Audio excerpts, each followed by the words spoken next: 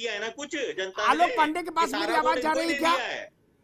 अरे भाई ये चेक मांगा है करिए। शायद, मुझे लगता ठीक है। है, रुकिए रुकिए आलोक जी, रुकिए 40% रोहित अग्रवाल, वोट हम रुकिए पा रुकिए गए, रुकिए 39% रुकिए भाई, रुकिए।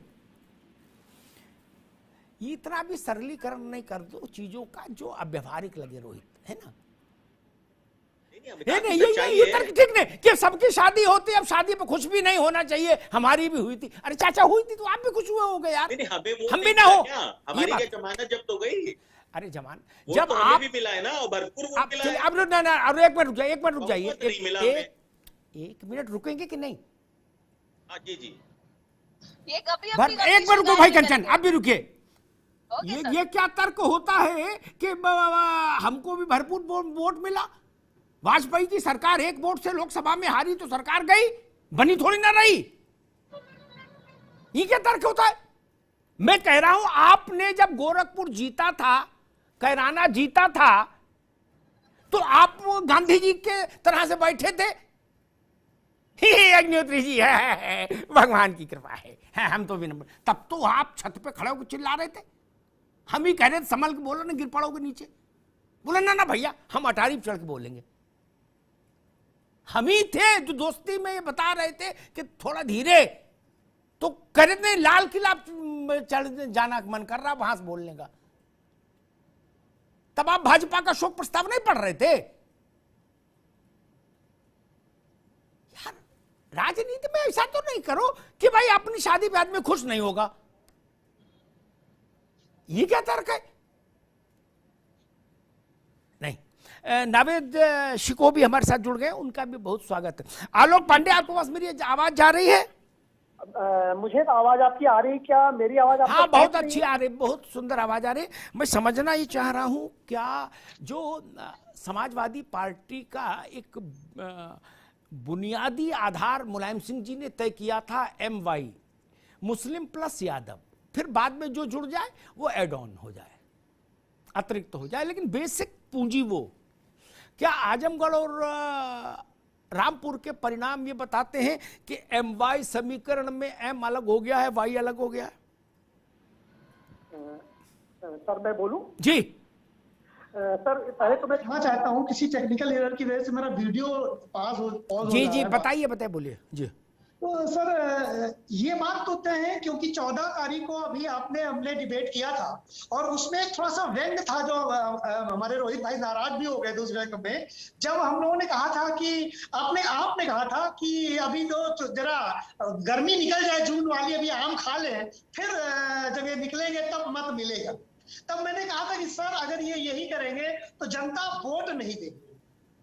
तो सर वो बात 14 तारीख को ही कुछ क्लियर हो गई थी कि जनता मत नहीं देगी। अब आते हैं आज की बात पे, जो आपने कहा MY फैक्टर। सर आज का रिजल्ट ये तो नहीं कहता कि MY फैक्टर बिखर गया है, लेकिन इतना मैं दावे से कह सकता हूं कि इसमें कमजोरी जरूर आई है। भाजपा ने इसमें सेंध लगाना शुरू कर दिया। ठीक ठीक। अगर अखिलेश यादव जी अभी भी ट्विटर वाली राजनीति करेंगे, मैं नाम लेके कह रहा हूं, या कोई भी विपक्ष अगर ट्विटर वाली राजनीति करेगा सर, तो फिर जनता उसको मत इस तरह से नहीं देगी। सर समय बदल रहा जी।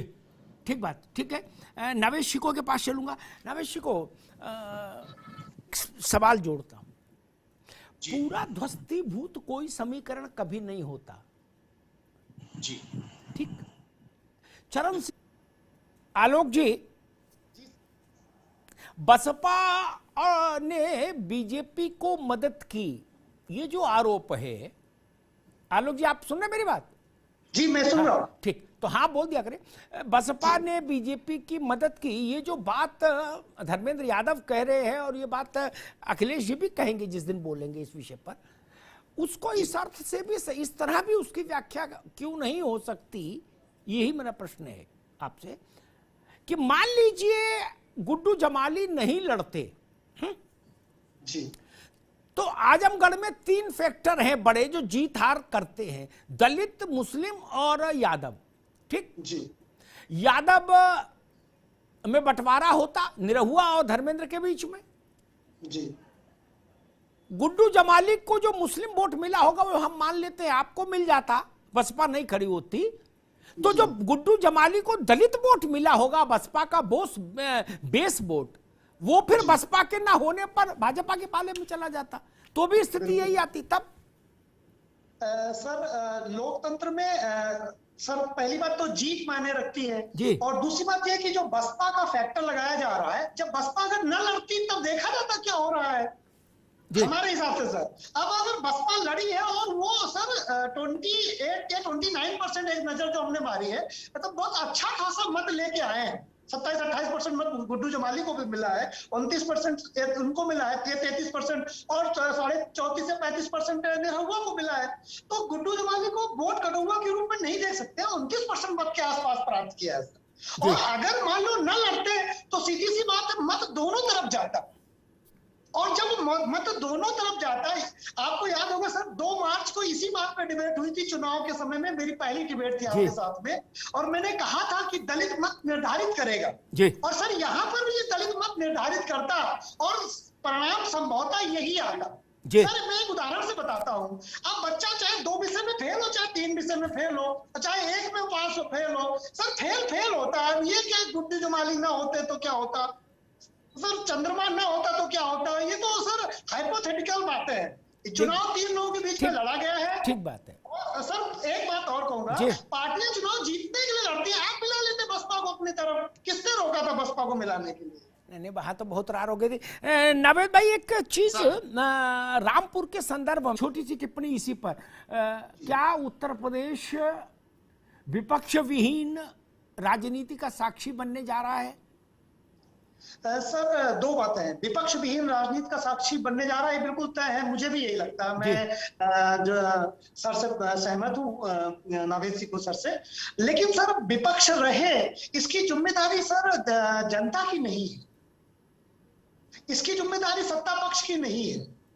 विपक्ष जिंदा रहे, इसकी जिम्मेदारी विपक्ष की है। सर याद रखिए कांग्रेस के समय में जब विपक्ष कैसे जिंदा हुआ, चना मुरमुरा खा के भारतीय जनता पार्टी खड़ी हुई ना, उस तरह का संघर्ष का अगर दशांश इस समय विपक्ष कर ले, भारतीय जनता पार्टी ऐसी गलतियां करती है, कर रही है क्या, भारतीय जनता कोई भी सर सत्ता में रहे, कोई भी दल रहे, ऐसी गलतियां वो करता है जिसको लेकर जनता तक अपनी बात अगर पहुंचाई जाए तो विपक्ष जीवित ही ना रहे, विपक्ष सशक्त विपक्ष के रूप में भी रहेगा। ऐसी संभावनाएं उत्तर प्रदेश में भी मरी नहीं है। लेकिन सर जैसा विपक्ष अभी पिछले कुछ 1-1.5 साल से कृत्य कर रहा है, तो सर वो जा उसी तरह का, मैं इस बात को बिल्कुल दावे से कह रहा हूं। ठीक बात। आलोक पांडे ने भी बड़ी बात कही कि उन्होंने उस चीज को बहुत क्लियर कट साफ कर दिया कि भाई आप स्वस्थ रहें, सुपोषित रहें, इसकी जिम्मेदारी आपके प्रतिस्पर्धी और विरोधी दलों पर थोड़ी ना होगी। आप अपना ख्याल खुद रखिए, नहीं रख पा रहे तो फिर आप वैक्सीनेशन कराइए ताकि आप जीवित रहें, वो भी नहीं करा पा रहे तो फिर भगवान की इच्छा। भारत तो धर्मप्राण देश है, वो मान लेगा कि ठीक है इतने दिन का साथ बंधा था। पार्टियां रहेंगी, उनके दफ्तर रहेंगे, दफ्तर में 2-4-5 लोग बैठे भी रहेंगे, बाहर 2-4 आल्टो पाल्टो टाइप गाड़ी, लंबी गाड़ी नहीं खड़ी होंगी तो आल्टो तो तब भी खड़ी रहेगी, लंबी वाले तो जिधर व्यवस्था होती उधर ही जाते हैं। लेकिन विपक्ष की उपस्थिति खत्म हो जाएगी, लिख लीजिए, यही चाल चलन रहा तो उपस्थिति खत्म, लिख लीजिए मेरी भविष्यवाणी। ये आप और जो लोग रात दिन ईडीपीडी सीडीपीडी का ये जो महामंत्र जाप कर रहे हैं वो कापुरुष हैं। जनता ऐसे लोगों का वर्ण क्यों करे जो भयग्रस्त हो? मैं आज तक नहीं समझ पाया। नावेद शिको लंबे समय से उत्तर प्रदेश में पत्रकारिता कर रहे हैं, गंज ढूंढवारा का आदमी, बांगरमऊ का आदमी, नवादा का आदमी, जो उत्तर प्रदेश का गांव खेड़े का आदमी है, वो बाइडेन की समस्या पे तो विचार करने जाता नहीं एमएलए के साथ कि बाइडेन का क्या चल रहा है, नहीं ना।